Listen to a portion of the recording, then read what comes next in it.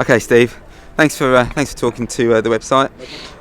First of all, a solid performance and a great 2-0 victory against a team that were at the start of the season joint favourites for to win the title. What was your take on the performance? I just thought that the first 45 minutes, when everything was even, I thought we started the game very, very well. We've got the penalty after 4 minutes, which always changes play, put them on the back foot. And then I thought from that point onwards, it was a thoroughly disciplined performance, to be honest. They had a couple of shots from set pieces from the edge of the box.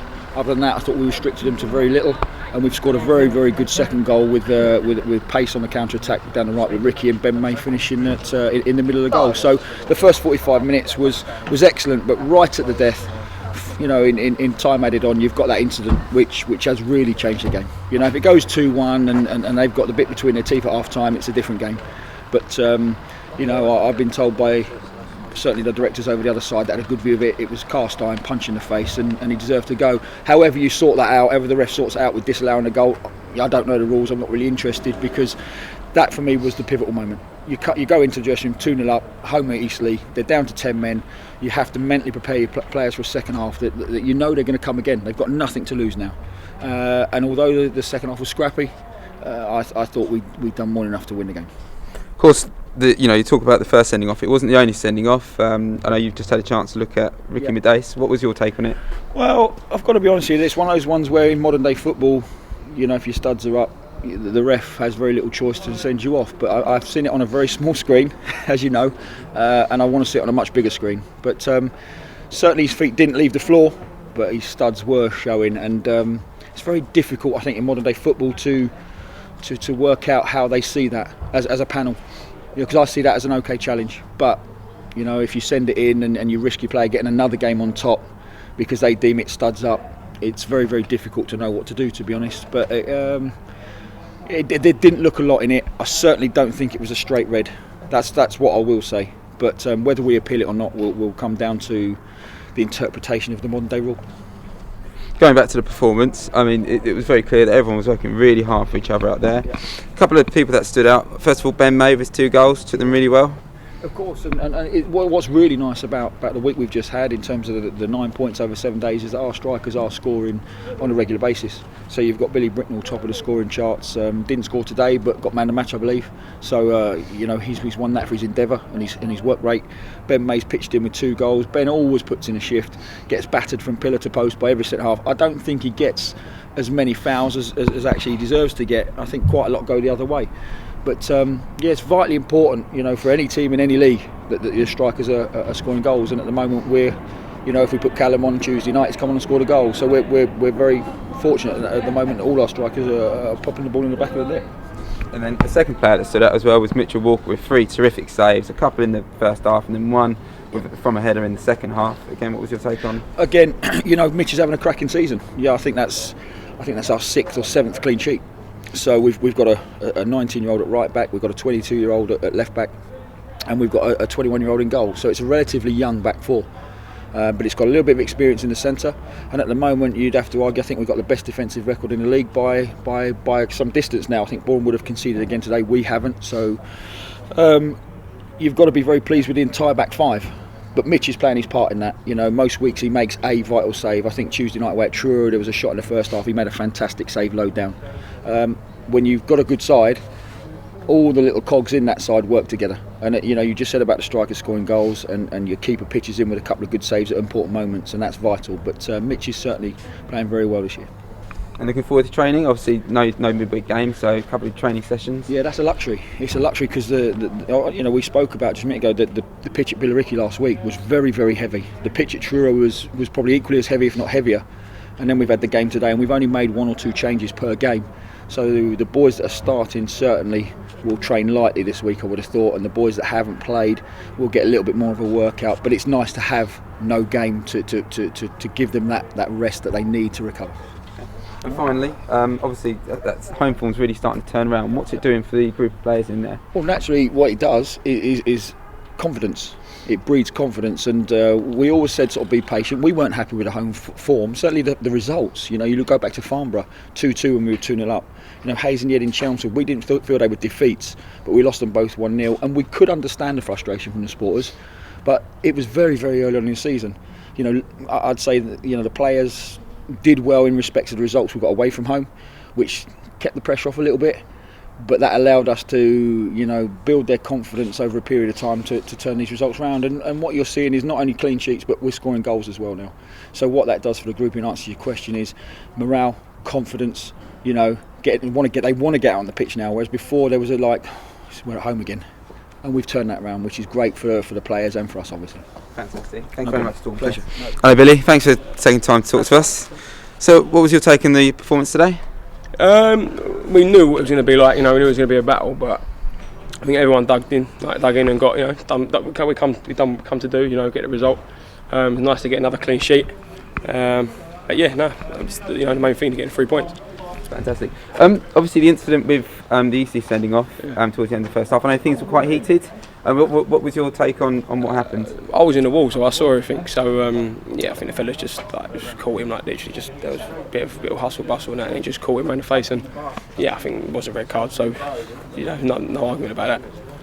Obviously, last time I checked, I mean, I haven't looked at today's results, but obviously you're top of the goal scoring charts. I know you didn't score today, but you've been scoring pretty freely of late. Go on, how's that? You know, how are you feeling at the moment? Yeah, it's always nice to score. Shame he didn't score today, but you know, Ben scored 2. He's up there as well. But like I said, the main point was getting the 3 points and making sure we keep tails on Welling and Salisbury. I think they won today as well. So yeah, no, we're just going to keep going. Hopefully, I can keep scoring. So yeah.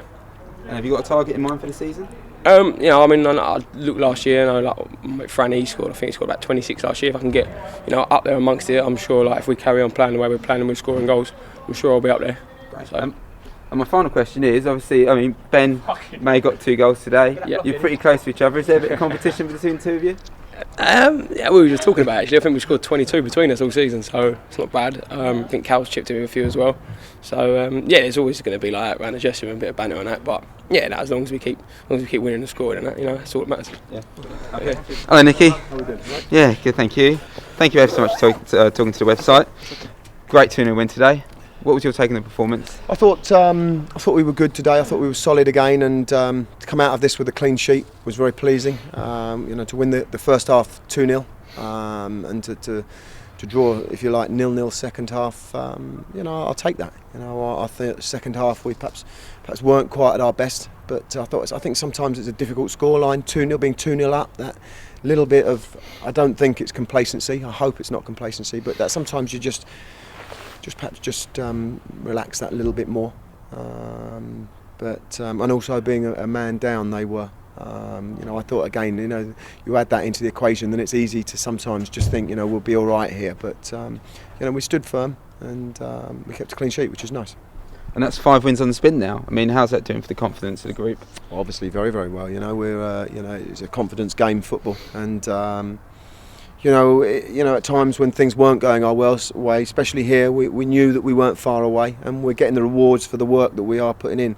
They work ever so hard, to be fair to them, in you know off the pitch in training, and you know, I think we're worthy of those 5 wins. I really do. And what was your take? Because there were 3 key incidents. I mean, certainly 2 at one point with the sending off and the disallowed goal, and then Ricky getting sent off later on. What was your take on all of those? To be honest with you, the goal, you know, it was a little bit scrappy from their point of view. I can understand why they're disappointed, because they think they've clawed one back and back in the game, and suddenly their 2 goals will drift and down to 10 men. So I can understand, you know, in the space of a minute how, you know, they weren't happy with that. It didn't seem like it was. You know, there was a bit of confusion, so it didn't seem like it was dealt with the authority that perhaps it should have been. By all accounts, someone has struck Ben May. You know, I don't know. Allegedly, that's what happened. If it happened, then it should have been a free kick sending off, and it shouldn't have been a goal. So if that's what indeed happened, then that was the right decision that was made. But it was difficult for me to see from where we were. I don't think Ricky's was a sending off. You know, I thought that the officials made it a difficult afternoon. Let's put it that way, tactfully. Any chance of you appealing? I know Steve Brown was saying you may do. We'll have a look at it. If it's worth appealing, then we'll appeal. If it's not, then we won't do it just in vain, because he'll get an extra game.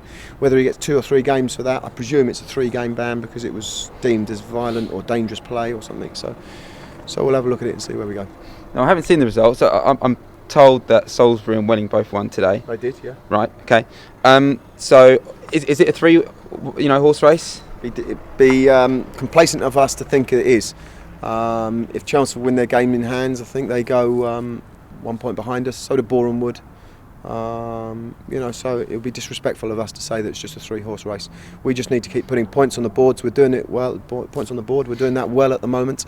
We've got another tough game. We've got a week to rest today because I thought they looked a little bit tired second half today. And the effort that they're putting in is probably rightly so that they were looking like that, especially after a long journey Tuesday. So we've got a week to recuperate, and we're all right. We're all right. Now, after 5 wins on the spin, if you look at some chairmen in higher leagues, perhaps, if you go back a few weeks where a couple of disappointing home results, some chairmen perhaps would have pushed the panic button, but that's not the case here, and it seems to be that we're really reaping the rewards of a little bit of patience. And what's your take on all that? I think he done the right thing. Absolutely. No, listen, the one thing I said I was honest enough to say I was disappointed to be booed and a minority calling for me to be removed when we were 2 points off the playoffs. If we were 2 points off relegation or in the relegation, then I would expect to take that, but I didn't expect to take that, and I was disappointed. I was hurt, and I knew we weren't far away. I said that earlier on, and I say it again now. We're not far away from being a very, very good team, and I take that back. We are now a good team. 5 wins on the bounce. Let's be honest, we're a team that's in form and we're playing well. And we are third in the league, 2 points off the top spot. I think we should enjoy these moments. I think the chairman, stands by his managers. Not just me, but historically in the past, he's stood by all his managers, and I think he should be commended for that. I think the fans and everyone should, as I say, appreciate him for that. And it must make your life, certainly your working life, a lot easier. It's a results business, I know that. If we don't get the results, then I'm under pressure. If we do, then everyone goes a little bit quiet, and that's the case at the moment. Okay. I want to take a moment to talk about someone who wasn't involved today, new signing Moses Ademola. Will we see him soon from the start? Yeah, I think so. I hope so. There might be an opportunity if we don't appeal, or he doesn't get through the appeal. So he wasn't allowed to play today. He wasn't eligible. He was ruled out because that was part of the deal for him coming here, which is standard procedure. He came on against Truro the other day and looked good. Came on Billericay last weekend and looked good. So he will start to push himself. By his own admission, he's not quite up to match pace as he'd like to be, as he needs to be in our team, and for everyone, and Steve Watts, Terry Dixon, Callum Willock, all those who are sitting on the sides. Stephen Thompson stays, some excellent players. They know that they've got to be patient at times because the form is that good, and that the players that are playing well, are performing, and they, as I say, got to be patient. Billy Bricknell didn't score today and came off with man of the match. Just shows just what some of these boys are putting in. And with Moses, what extra will he, when he's fully match fit, what extra will he bring to the squad? Well, he brings attacking, offensive play. He brings a goal threat. He makes things happen. He creates goals, scores goals, and he's a good lad as well.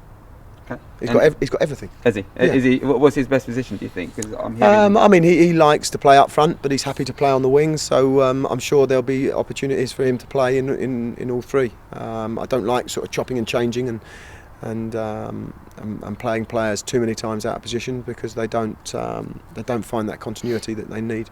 But Moses is someone that has got the quality to be able to do that. Okay.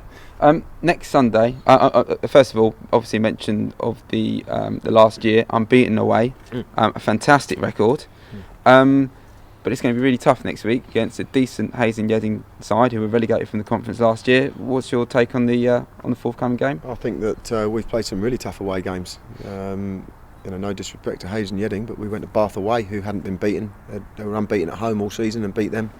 We've been to Eastleigh away and beaten them. We went to Welling away and got a draw, albeit by a soft penalty they gave.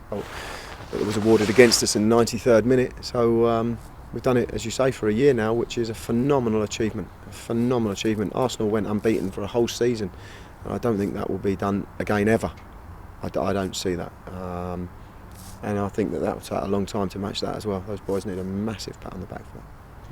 My final question, regards to yourself, any chance of you donning the boots again one more time this season? Not at the moment, no. You know, I've still got this niggly knee injury, which I haven't sorted just yet. You know, I've been joining in and doing some bits in training, but I've always said that I was as and when needed. I certainly am not needed. I'm certainly, we don't want to be watching a 39-year-old out there when these boys are out there performing as well as they can. I couldn't get near our first team at the moment, and rightly so, and I'm glad of it. Yeah, fantastic. Well, thanks,